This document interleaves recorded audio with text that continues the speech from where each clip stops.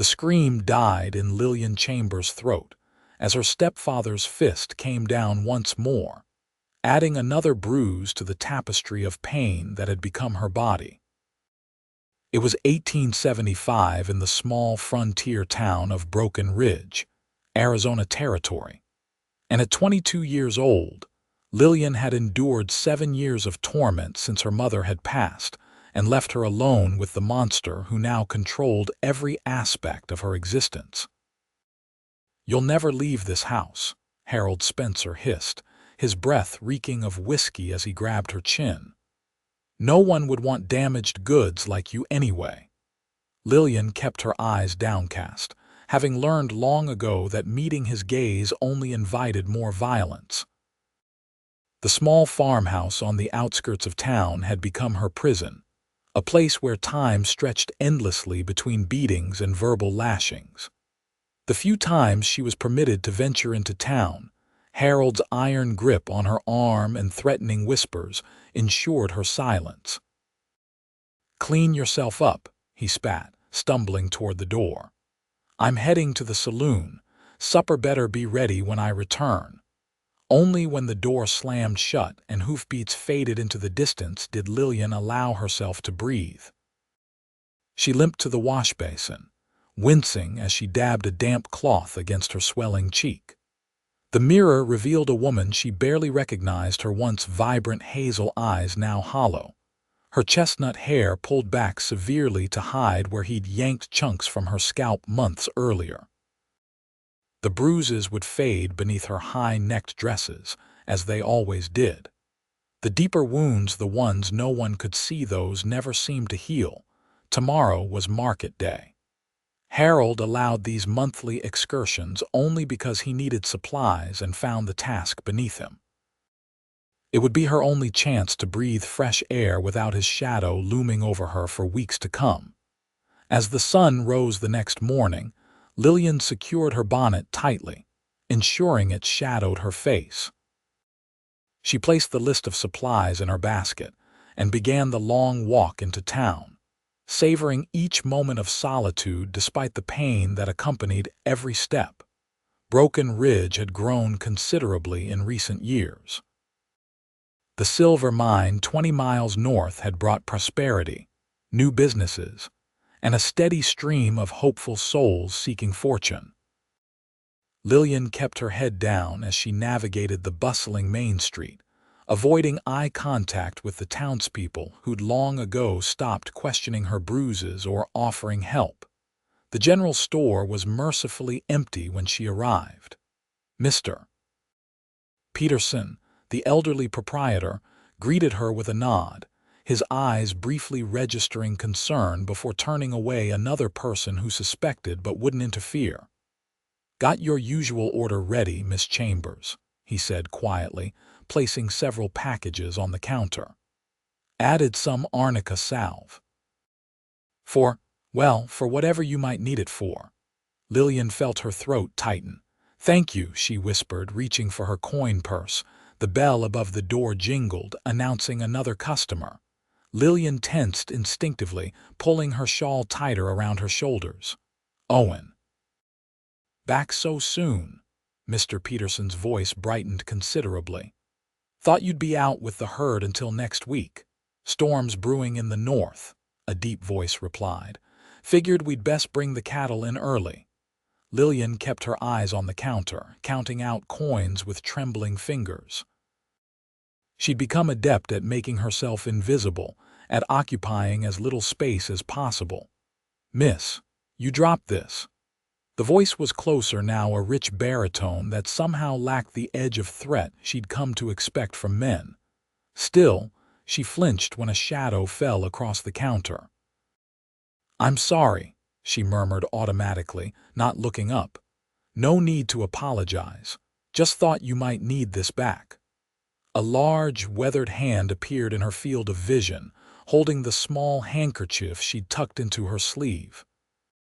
Without thinking, Lillian reached to take it, her fingertips brushing against his palm. Something extraordinary happened in that fleeting moment of contact. A warmth spread through her hand, up her arm and settled somewhere in her chest, a feeling so foreign she nearly gasped. For the first time in years, the touch of another person didn't inspire fear. Startled, she looked up into the face of a stranger. Owen Callahan stood 6 feet tall, his broad shoulders tapering to a lean waist. The sun had bronzed his skin and left golden streaks in his sandy brown hair. But it was his eyes that held her clear blue and steady, looking at her with neither pity nor judgment, just a simple human acknowledgement that made her feel momentarily visible. "Thank you," she managed, withdrawing her hand quickly and tucking the handkerchief away. He tipped his hat slightly. "Madam." Lillian gathered her purchases with shaking hands and hurried from the store, confused by the unfamiliar sensation lingering in her palm. It wasn't until she was halfway down the street that she realized she'd forgotten the flower, the most important item on Harold's list. The consequences of such a mistake would be severe. Steeling herself, she turned back toward the store only to find the cowboy Owen exiting with a sack in his hands. He spotted her and changed direction, walking toward her with long, unhurried strides. "Mr. Peterson mentioned you forgot your flower," he said, offering the sack. "Thought I might catch you before you got too far." Lillian stared at him, bewildered by this simple act of kindness. Thank you. May I help you carry these to your wagon?" he asked, nodding toward her laden basket. "I walked," she admitted softly. "It's not far." Owen frowned slightly, his eyes taking in her worn boots and the heavy supplies. "That's quite a burden to carry alone, Miss Chambers, Lillian Chambers." The words slipped out before she could stop them. Harold would be furious if he knew she'd spoken to a strange man. "Owen Callahan," he replied with a slight bow. "Recently employed at the Carson ranch just east of town." Panic fluttered in Lillian's chest.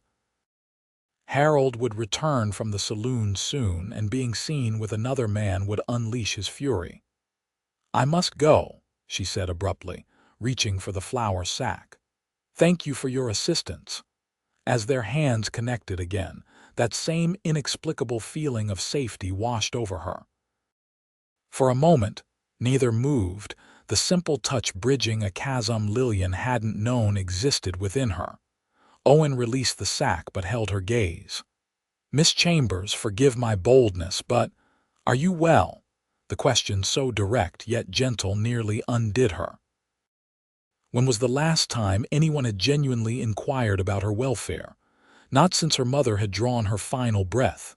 "I'm fine," she lied, the practiced response automatic. "Good day, Mr. Callahan."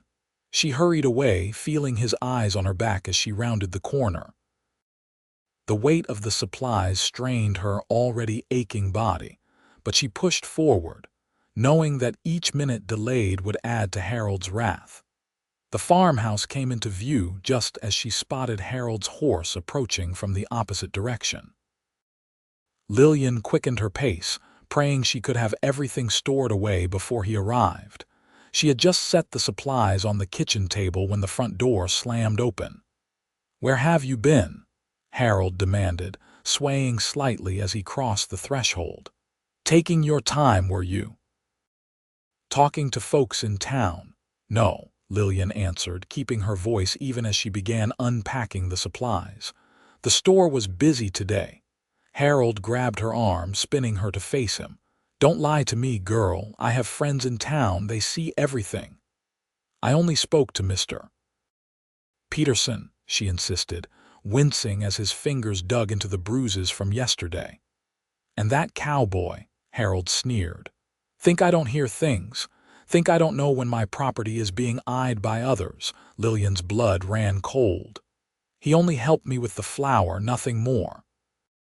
The back of Harold's hand connected with her cheek, sending her staggering against the table. "You're not to speak to any man but me. Do you understand? No one." The beating that followed was one of the worst.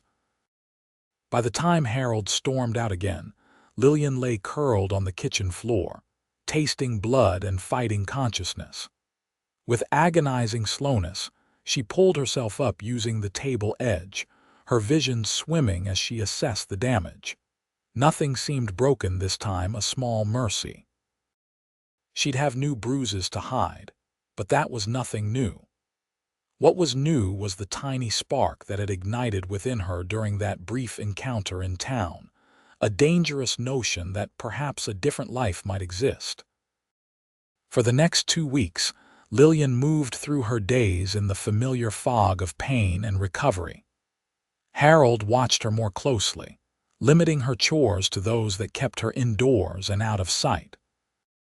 But at night, when sleep eluded her, she found herself replaying those few seconds when Owen Callahan's hand had touched hers, and the inexplicable feeling of safety it had brought.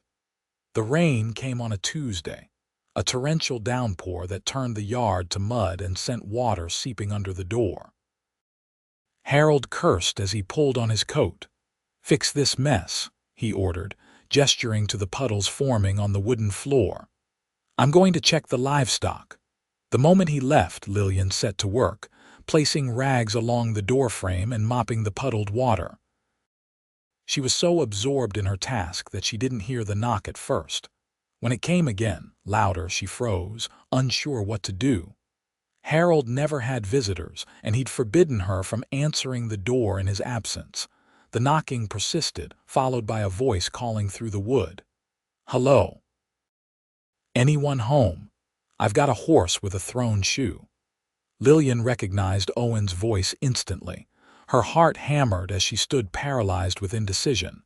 Harold could return any minute, but leaving someone stranded in such weather seemed cruel. Against her better judgment, she opened the door a crack. Owen stood on the porch, soaked to the skin, leading a chestnut mare that favored her right foreleg. "Miss Chambers," he said, surprise evident in his voice. "I didn't realize this was your home. Is the blacksmith available?" "This isn't." "He's not." Lillian struggled to explain. "My stepfather keeps some tools in the barn for emergencies." Owen nodded, water dripping from his hat brim. "Would he mind if I use them? I won't damage anything and I can leave payment." Lillian glanced nervously toward the fields where Harold had disappeared. "He's checking the livestock. He'll be back soon." Understanding dawned in Owen's eyes as he took in her nervous posture and the fading bruise visible along her jawline. "I see," he said quietly. "Perhaps I should move along then." The thought of him leaving made Lillian's chest tighten inexplicably. "The barn," she said quickly. "You can use the tools and be gone before he returns. Please just be quick." She led him to the weathered structure, hands trembling as she unlatched the heavy door. Inside, the barn was neat but sparse, housing a single plow horse, several chickens, and basic farming implements. "The farrier tools are there," she pointed to a corner workbench.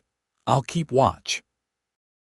Owen worked efficiently, removing the thrown shoe, checking the mare's hoof for injury, and selecting a suitable replacement from the small collection hanging on the wall. Lillian stood by the barn door, eyes constantly scanning for Harold's return. "He hurts you, doesn't he?" Owen's question came softly as he hammered the shoe into place. Lillian stiffened, automatically denying what they both knew was true. "I'm clumsy. I fall." "No one falls as often as the bruises on your arms suggest," Owen replied, his tone gentle but firm. "Nor do falls leave finger-shaped marks." Shame and fear warred within her. No one had ever so directly acknowledged what was happening. "Please," she whispered, "if he finds you here." "There are people who could help you," Owen said, securing the final nail and setting down the hammer. "You don't have to live like this." A bitter laugh escaped her. "Where would I go? What would I do? He's made sure I have nothing, no money, no friends, no skills anyone would value." Owen straightened, wiping his hands on a rag. "That's not true. There's a whole world beyond this farm, Miss Chambers. And you deserve to see it without fear." For one wild moment, Lillian allowed herself to imagine it freedom from pain, from constant vigilance, from the suffocating dread that had become her constant companion. "He's coming," she gasped suddenly, spotting Harold's figure emerging from the rain-soaked fields. "You must go. Now." Owen quickly gathered his tools and led his mare toward the rear barn door. Before leaving, he turned back. "The Carson ranch needs a cook's assistant. The position includes room and board. If you ever decide you've had enough, we're due east, where the land rises to meet the mountains." Then he was gone, slipping away into the rain moments before Harold burst through the front door of the house, calling Lillian's name with rising anger. That night, as she lay awake listening to Harold's snores from the adjacent room, Lillian touched her palm where Owen's hand had briefly rested. The memory of that simple contact and the extraordinary feeling of safety it had brought seemed to burn brighter with each passing hour. For the first time in 7 years, Lillian Chambers began to plan. Over the next 3 days, she carefully gathered what few possessions she could claim as truly hers: her mother's wedding ring, hidden in a loose floorboard, a small book of poetry, a change of clothing. She secreted them away in a bundle beneath the porch, ready to grab at a moment's notice. The opportunity came sooner than expected. Harold returned from town in a foul mood, having lost heavily at cards. "Pack a bag," he ordered, slamming a bottle of whiskey onto the table. "We're leaving." Lillian's blood ran cold. "Leaving? Where?" "New Mexico territory," he slurred, taking a long pull from the bottle. "Got a cousin there with mining interests. Says there's good money to be made, but the farm worthless." Harold roared, sweeping his arm across the table and sending dishes crashing to the floor. "Been losing money for years. Only thing of value here is you, and you're coming with me."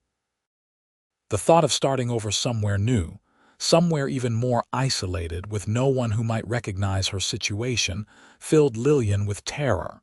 If she was ever going to escape, it had to be now. "We leave tomorrow," Harold continued, slumping into a chair. "Be ready at first light." As the whiskey did its work and Harold's head began to nod, Lillian moved quietly around the kitchen, cleaning the broken dishes and preparing a final meal. She added the sleeping powders Dr. Wilson had once prescribed for her nervousness to Harold's stew, praying they would keep him unconscious through the night. By midnight, Harold's snores rattled the walls. Lillian crept outside, retrieved her hidden bundle, and with a racing heart, began walking east under the light of a half-moon. The Carson ranch was nearly 10 miles away, a journey that would take her through the night if she maintained a steady pace. Every sound in the darkness made her jump, certain that Harold had awakened and was pursuing her. But the hours passed, and the only company she had was the occasional howl of a distant coyote and the steady rhythm of her own footsteps. As dawn broke, painting the horizon in shades of pink and gold, Lillian crested a small rise and saw it the Carson ranch spread out before her.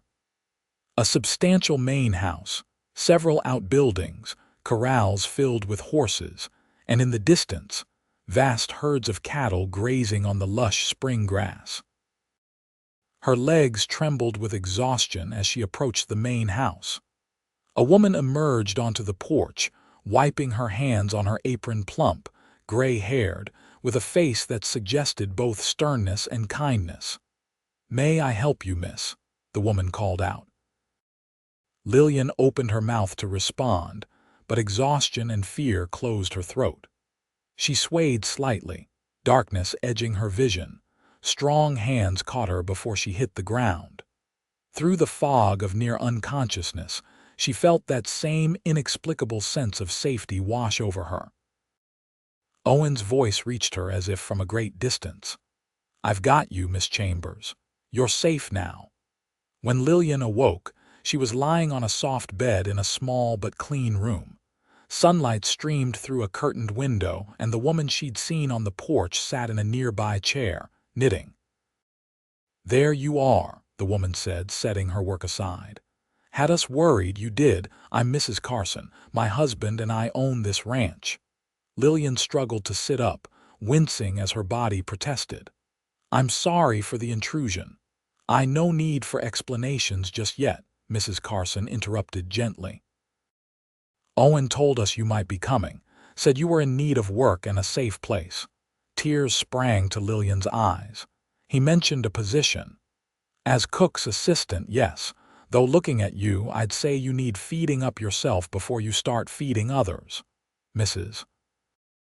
Carson's keen eyes took in Lillian's too thin frame and the fading bruises visible on her wrists.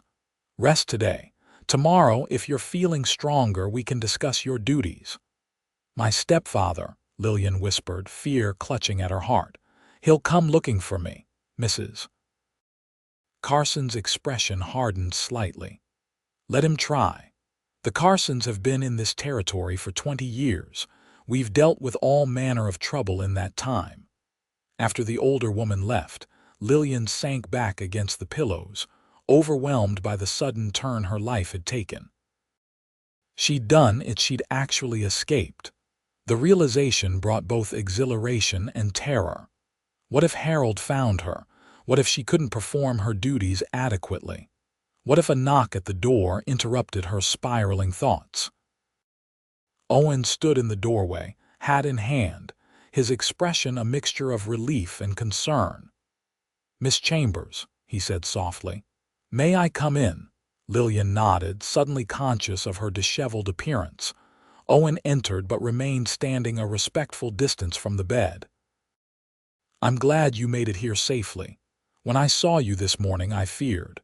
"Thank you," Lillian interrupted, meeting his eyes directly for the first time, "for offering me a way out. I don't know how to repay such kindness." "There's nothing to repay," Owen replied firmly. "No one deserves to live in fear, Miss Chambers." "Lillian," she said quietly. "Please call me Lillian." A smile warmed his features. "Lillian, then." The days that followed took on a rhythm unlike anything Lillian had known before. Mrs. Carson Martha, as she insisted on being called, proved to be a patient teacher and a formidable protector.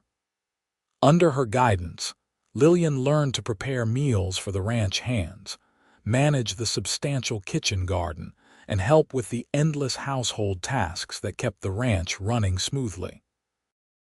The physical work was demanding, but unlike the labor Harold had forced upon her, this work came with appreciation, fair treatment, and 3 hearty meals a day. Slowly, Lillian's body began to heal, her cheeks filling out, her skin regaining its natural color. Owen kept a respectful distance, greeting her politely when their paths crossed, but never imposing his presence. It was Lillian who found herself seeking him out first with questions about the ranch, then with small conversations that gradually lengthened as her confidence grew. "How did you know?"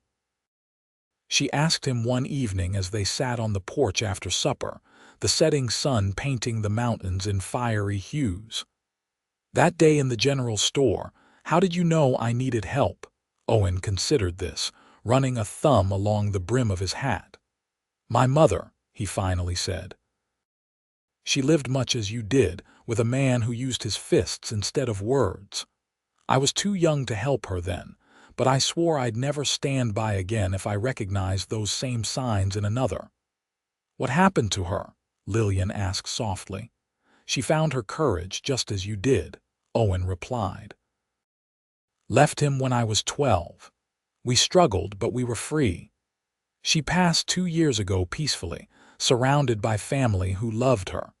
Lillian absorbed this, finding strange comfort in the knowledge that Owen understood her fears without her having to articulate them. "I still look over my shoulder," she admitted.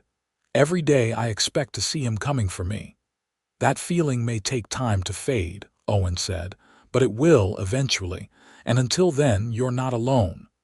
A month passed without any sign of Harold. Lillian began to breathe easier, to smile more readily, to speak without first calculating the risk of each word. She developed a friendship with Sarah, the rancher's daughter, who taught her to ride and showed her the beauty of the land that stretched in all directions from the Carson property. Then came the day that shattered her newfound peace. Lillian was gathering eggs in the henhouse when she heard the commotion-raised voices, the rapid approach of hoofbeats. Peering through the slats, her heart stopped.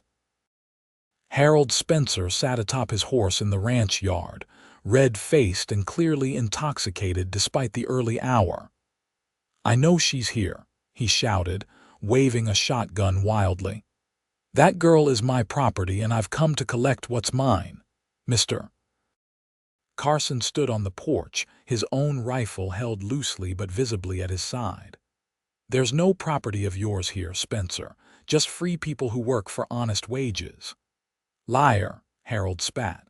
"The ungrateful bitch stole from me, ran off in the night. The law's on my side, she's under my guardianship." "Not anymore she ain't," Martha Carson called, emerging from the house with a folded paper. "Judge Thompson signed these papers last week. Lillian Chambers is of legal age and under no man's guardianship but her own." Lillian gasped. The Carsons had secured legal protection for her without even mentioning it. Harold's face contorted with rage. "I don't care about your papers." He raised the shotgun, swinging it between Mr. Carson and his wife. "Where is she?" "Right here." Owen's voice came from the edge of the yard where he stood, shoulders squared, hand resting near the pistol at his hip. "Miss Chambers is under the protection of the Carson Ranch now, Spencer. You'd best ride on before you do something you'll regret." Harold swung the shotgun toward Owen. You're the one who turned her against me." "No one needed to turn her against you," Owen replied evenly. "You managed that all on your own with every bruise you left on her." With a roar of rage, Harold raised the shotgun higher. Everything happened in a blur, the boom of the shotgun firing wide, Owen drawing his pistol with lightning speed, the sharp report of a single shot, and Harold tumbling from his horse, clutching his shoulder. "You shot me," he screamed, writhing in the dirt. "You'll hang for this." "Self-defense," Mr. Carson stated calmly, approaching the fallen man and kicking the shotgun well out of reach. "With plenty of witnesses. And if you think any jury in this territory would side with a known drunk who beats women, you're even stupider than you look." The sheriff arrived an hour later, summoned by one of the ranch hands. After hearing multiple accounts and examining Harold's weapon, he handcuffed the still cursing man. "He'll stand trial for attempted murder," the sheriff informed them. "With his reputation and your standing in the community, Mr. Carson, I don't expect he'll see freedom for many years, if ever." Only after the sheriff's wagon disappeared down the road did Lillian emerge from the henhouse, legs trembling so badly she could barely walk. Owen met her halfway across the yard, his face etched with concern. "Are you hurt?" he asked, keeping a careful distance, mindful of how the violence might have affected her. Lillian shook her head, tears streaming down her face. "It's over," she whispered, the realization washing over her like a cleansing rain. "It's really over." "Yes," Owen agreed softly. "He can't hurt you anymore." Without thinking, Lillian reached out and took his hand, needing to feel that inexplicable safety that his touch had first awakened in her. Owen's fingers curled gently around hers, warm and strong, as he led her back to the house where the Carsons waited with concern etched on their faces.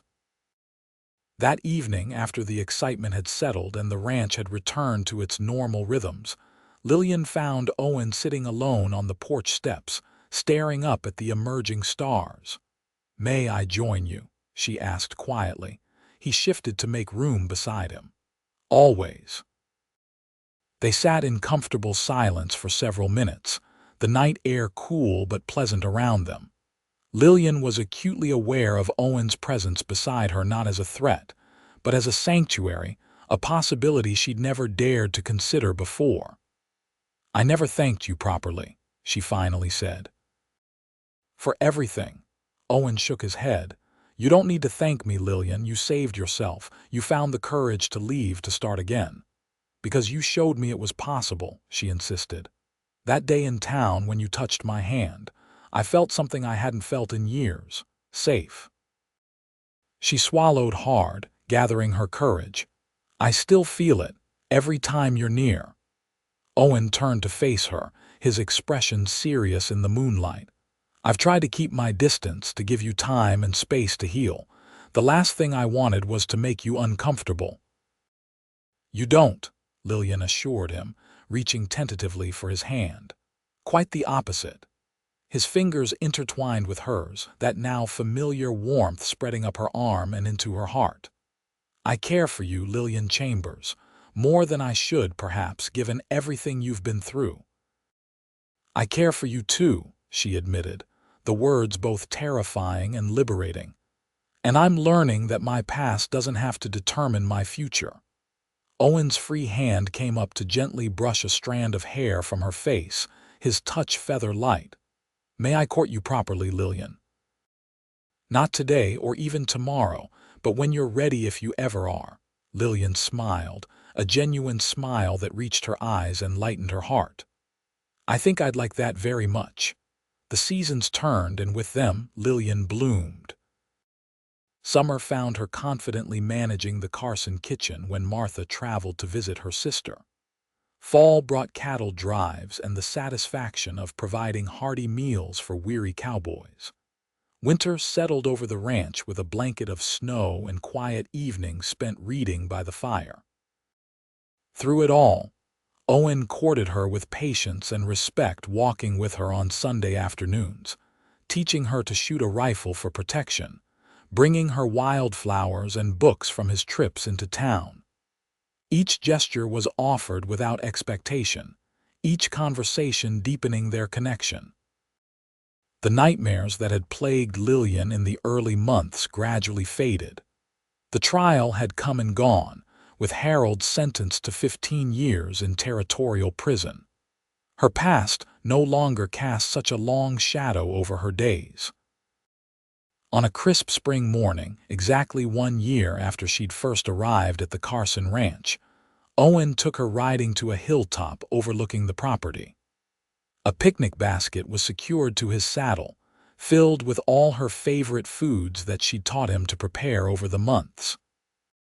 As they spread the blanket beneath a towering oak, Lillian marveled at how much had changed.